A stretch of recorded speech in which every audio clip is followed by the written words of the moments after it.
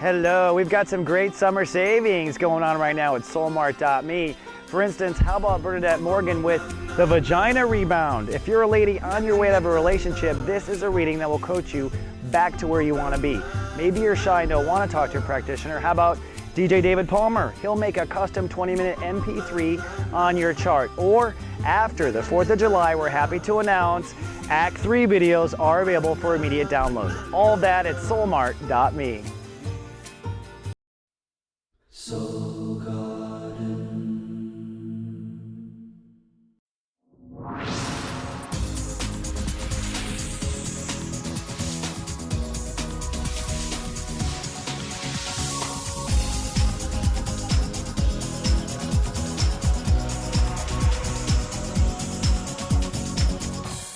Hello, my producers, and welcome back to Soul Horoscopes Weekly Edition. I'm your host to the universe, Christopher Witecki.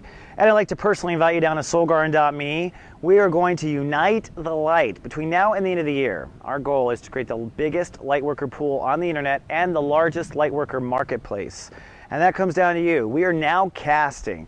If you're interested in being on camera with us and live in the LA area, or if you're already on camera with your own audience, or maybe you're a blogger with your own audience, email us at casting@soulgarden.me. We are looking for tomorrow's talent today, and we're getting ready for the 2012 shift, which I know will happen, Mayan or not. So come on down. We look forward to seeing you, Bull. Now, the Bulls, what are you working on? Not too hard of a transit this month, but still not too easy. For the Bulls, it is looking at two states of awareness. On the one hand, your emotions, which all brothers and sisters on the planet are working on this month, are emotions, Sun and Cancer.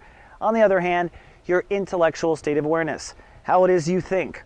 So Tauruses are very emotional thinkers. This is the worrier in Tauruses because emotion introduces a thought. Thought is triggers emotion. Wow. Tauruses can worry themselves into a titty, but that same emotional intellectual focus allows you to manifest like a mofo, because when the heart and the emotions and the intellect are on the same page, you are fertile according to law of attraction.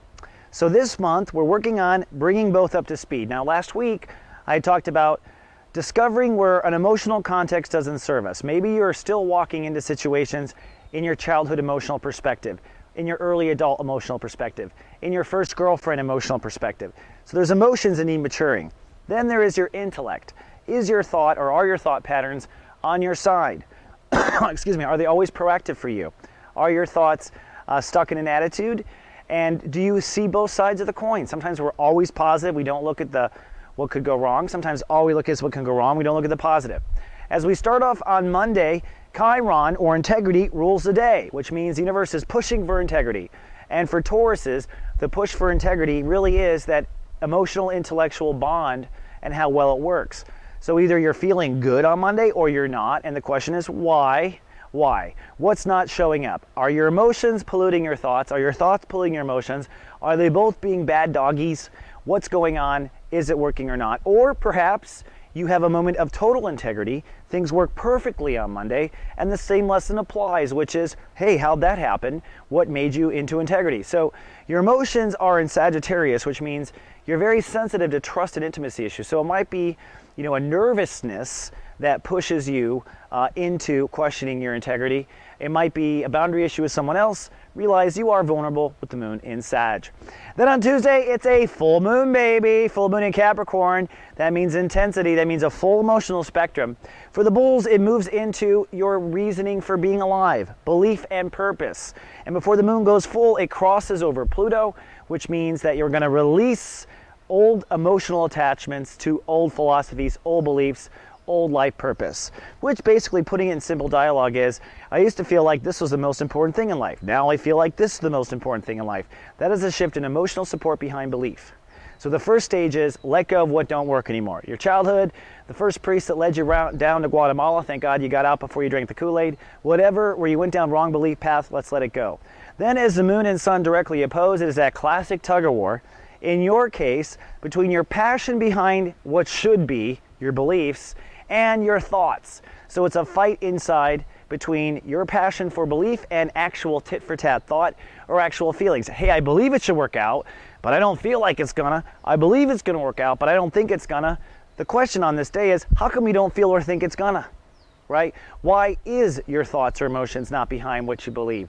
That is the lesson of the full moon, and it might take getting super righteous with a chance of drawing people in the long-winded speeches that never end, full moon in the house of ninth, to get you there, but you'll get there, and that's on the full moon. On Wednesday, it's the 4th of July, and we've got a Uranus breakdown. So intellectual or emotional breakdown scheduled for Taurus is on the 4th of July. Now, what's interesting is I think it's going to be different between America and Europe, Asia, because in America, we're going to be forced to save face. We got to go do fireworks and glitter and watermelon and all that 4th of July stuff. So we're breaking down privately. It's interesting. It's a private breakdown. In Europe, maybe not so private. You guys will have to let me know. But nonetheless, a breakdown in wherever your emotional context or intellectual context is not serving you. So again, you might have come out of one context last week but stepped into another wrong one since then. Or your mind, you may know where your thoughts need to be, but you just can't stop criticizing in your head. Whatever the case, there's a breakdown that goes on.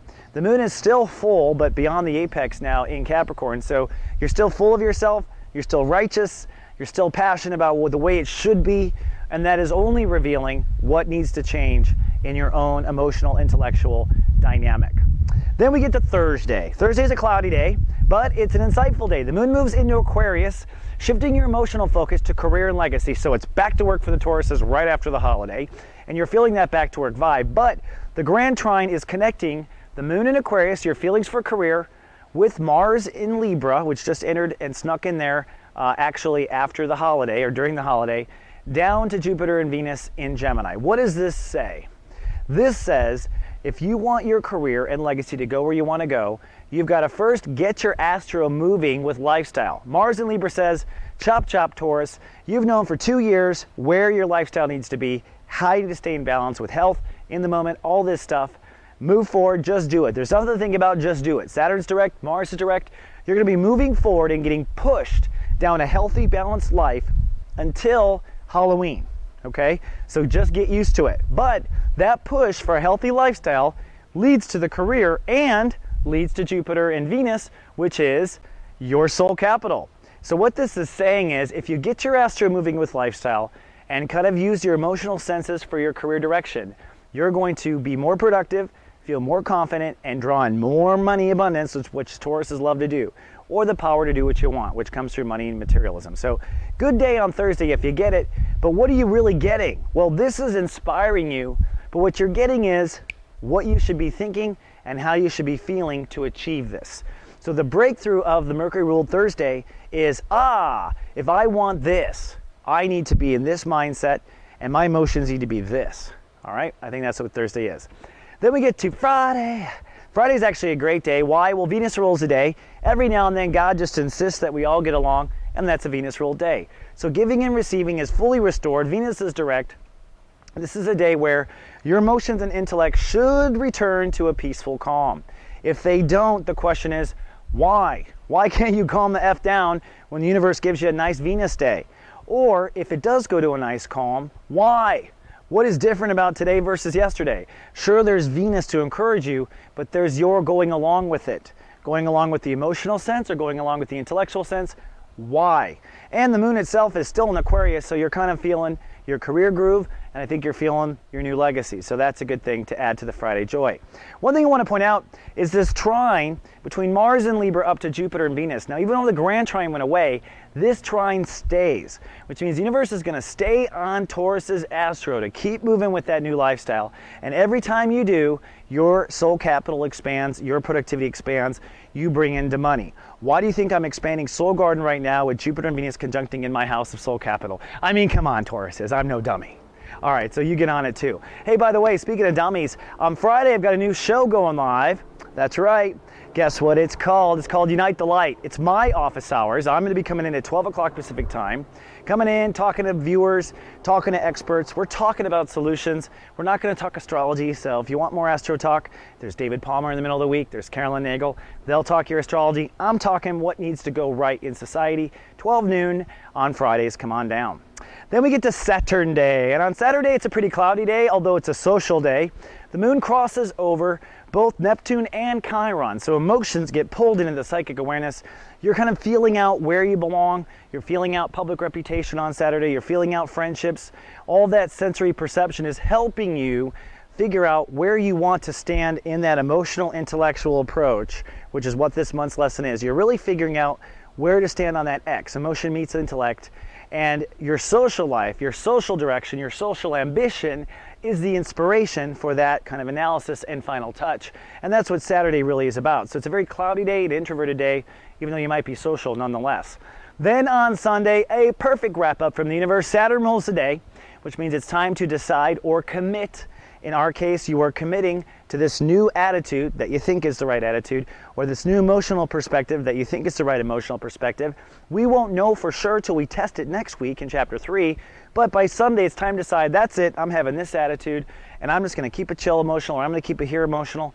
And that decision is the beginning of manifesting this new intellectual emotional dynamic. And of course, it's so important, the emotional intellectual states, to manifesting.